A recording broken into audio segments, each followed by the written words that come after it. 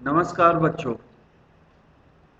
आज हम पुनः काले मेघ पानी दे पाठ ही पढ़ेंगे। जहां तक हम पढ़ चुके हैं उससे आगे। मैं असल में था तो इन्हीं मेढक मंडली वालों की उम्र का, पर कुछ तो बचपन के आर्य समाजी संस्कार थे और एक कुमार सुधार सभा कायम हुई थी, उसका उपमंत्री बना दिया गया था। सो समाज सुधार का जोश कुछ ज्यादा ही था। अंधविश्वासों के खिलाफ तो तर्कस में तीर रखकर घूमता रहता था, मगर मुश्किल यह थी कि मुझे अपने बचपन में जिससे सबसे ज्यादा प्यार मिला वे थी जीजी। यूं मेरे रिश्ते में कोई नहीं थी, उम्र में मेरी मां से भी बड़ी थी, पर अपने लड़के बहू सबको छोड़कर उनके प्राण मुझी में बसते थे। और वे थी इन तमाम रीति रिवाजों, तीज त्योहारों, पूजा अनुष्ठानों की खान, जिन्हें कुमार सुधार सभा का यह उपमंत्री अंधविश्वास कहता था और उन्हें जड़ से उखाड़ फेंकना चाहता था। पर मुश्किल यह थी कि उनका कोई पूजा विधान, कोई त्योहार अनुष्ठान मेरे बिना पूरा नहीं होता था। दिवाली है तो गोबर और कौड़ियों से गोवर्धन और सतिया बनाने में लगा हूं। जन्माष्टमी है तो रोज 8 दिन की झांकी तक को सजाने और पंजरी बांटने में लगा हूं। हर छठ है तो छोटी रंगीन पुलियों में भूजा भर रहा हूं। किसी में भुना हुआ चना, किसी में भुनी मटर, किसी में भुने अरवा चावल, किसी में भुना गेहूं। जीजी यह सब मेरे हाथों से कराती ताकि उनका पुण्य मुझे मिले, केवल मुझे। वास्तव में लेखक आर्य के अंदर आर्य समाजी संस्कार थे। आर्य समाज वास्तव में प्रगतिशील समाज का पोषक है। वे, आपको पता है कि आर्य समाज का भी सती प्रथा, विधवा विवाह इत्यादि को दूर करने में बहुत बड़ा योगदान था। तो आर्य समाजी लोग प्रगतिशील विचारधारा के होते हैं, अर्थात या फिर ऐसे कहें कि आर्य समाज पंथ प्रगतिशील विचारधाराओं का पोषण करता है। तो एक तो वो कारण था। दूसरा, लेखक कुमार सुधार सभा का उपमंत्री था। अब नया नया उपमंत्री बना था तो लेखक के मन में ये हमेशा भाव रहता था कि हमें समाज सुधार करना है, अंधविश्वासों को दूर भगाना है।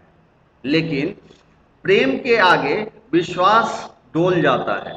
जीजी के प्रेम के आगे लेखक का भी यही हाल था। उनके जो मूल विश्वास थे वो प्रभावी नहीं हो पाते थे जीजी के सामने में। जीजी का प्रेम इतना प्रगाढ़ था कि वे चाहती थी कि सारे भगवत विषयक कार्य लेखक ही करे, ताकि सारे के सारे पुण्य लेखक को मिले, किसी और को पुण्य मिले इससे बेहतर है। क्योंकि लेखक जीजी की प्रिय थे, इसलिए उन्हें ही पुण्य मिले। लेकिन इस बार मैंने साफ इनकार कर दिया। नहीं फेंकना है मुझे बाल्टी भर भर कर पानी इन गंदी मेढक मंडली पर।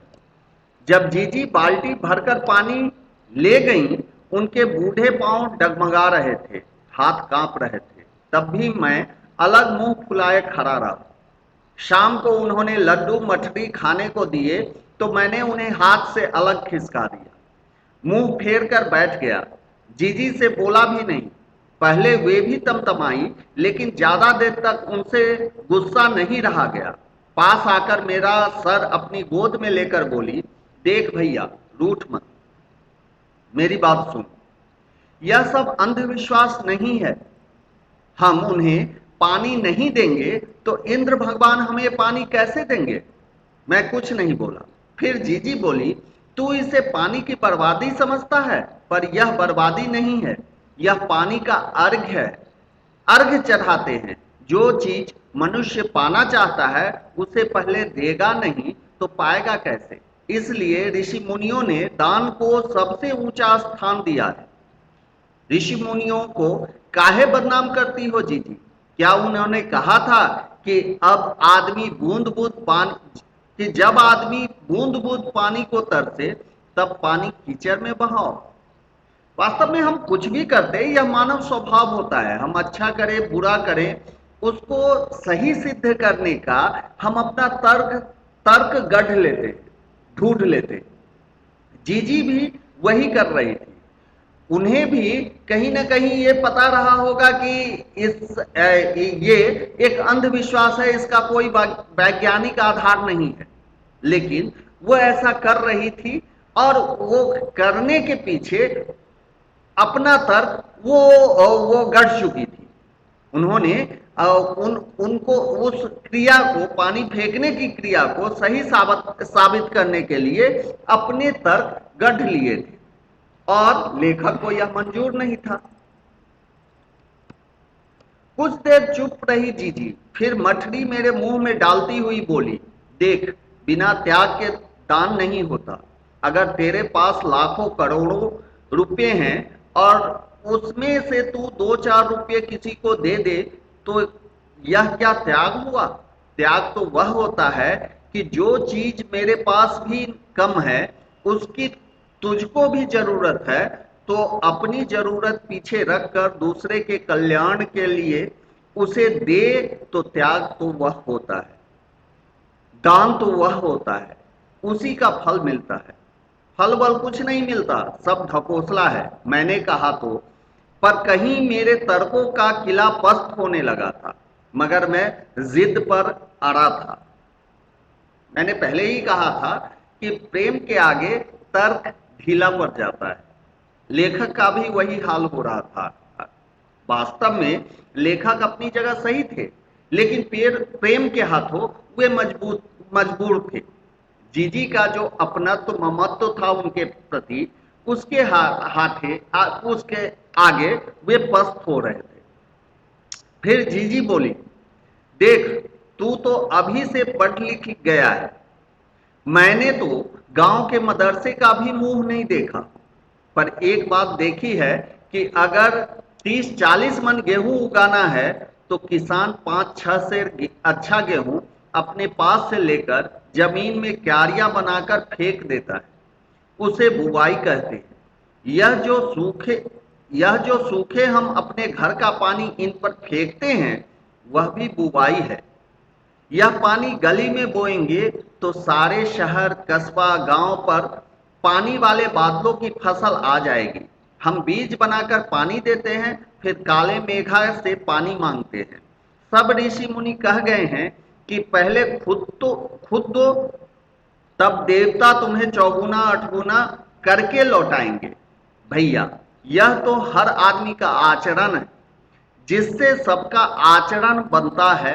यथा राजा तथा प्रजा, सिर्फ यही सच नहीं है, सच यह भी है कि यथा प्रजा तथा राजा। यही तो गांधी जी महाराज कहते हैं। जीजी का एक लड़का राष्ट्रीय आंदोलन में पुलिस की लाठी खा चुका था, तब से जीजी गांधी महाराज की बात अक्सर करने लगी थी। इन बातों को आज 50 से ज्यादा बरस होने को आए, पर ज्यों की त्यों मन पर दर्ज है। कभी कभी कैसे कैसे संदर्भों में ये बातें मन को कचोट जाती हैं। हम आज देश के लिए करते क्या हैं? मांगे हर क्षेत्र में बड़ी बड़ी हैं, पर त्याग का कहीं नाम निशान नहीं है। अपना स्वार्थ आज एकमात्र लक्ष्य रह गया है। हम चटखारे लेकर इसके या उसके भ्रष्टाचार की बातें करते हैं, पर क्या कभी हमने जांचा है कि अपने स्तर पर, अपने दायरे में हम उसी भ्रष्टाचार के अंग तो नहीं बन रहे हैं? काले मेघा दल के दल उमड़ते हैं, पानी झमाझम बरसता है, पर गगरी फूटी की फूटी रह जाती है, बैल प्यासे के प्यासे रह जाते हैं। आखिर कब बदलेगी यह स्थिति? यह अंतिम पैराग्राफ हमारे देश की स्थिति पर है। हम हर दिन दूसरे पर उंगलियां उठाते हैं कि यहां गलत है, वहां गलत है, या यहां भ्रष्टाचार है, वहां भ्रष्टाचार है, लेकिन आखिर यह भ्रष्टाचार करता कौन है? हमारे ही के बीच के तो लोग होते हैं, हमारे ही जैसे तो लोग होते हैं, हम ही तो होते हैं भ्रष्टाचार करने वाले।